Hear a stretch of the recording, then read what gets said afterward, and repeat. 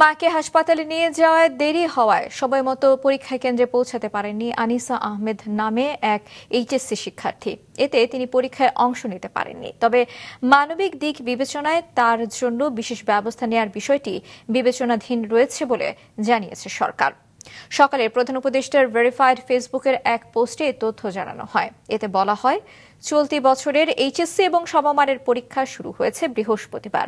বিজ্ঞপ্তিতে আরও বলা হয়, অসুস্থ মাকে হাসপাতালে নিয়ে যাওয়ায় দেরি হওয়ায় রাজধানীর সরকারি মিরপুর বাংলা কলেজ কেন্দ্রের ওই শিক্ষার্থী বাংলা প্রথম পত্র পরীক্ষায় অংশ নিতে পারেননি। বিষয়টি গণমাধ্যমে প্রকাশিত হওয়ার পর তা সংশ্লিষ্ট কর্তৃপক্ষের নজরে আসে। এ বিষয়ে শিক্ষা উপদেষ্টা সিআর আবরার বলেন, মানবিক দৃষ্টিকোণ থেকে বিষয়টি গুরুত্বের সঙ্গে দেখা হচ্ছে। পাবলিক পরীক্ষা গ্রহণ সংক্রান্ত আইন এবং বিধির আলোকে সমাধানের চেষ্টা চলছে। আমরা তার এই দুঃসময়ে সহমর্মী। পরীক্ষার্থীকে উদ্বিগ্ন না হওয়ার অনুরোধ জানাচ্ছি।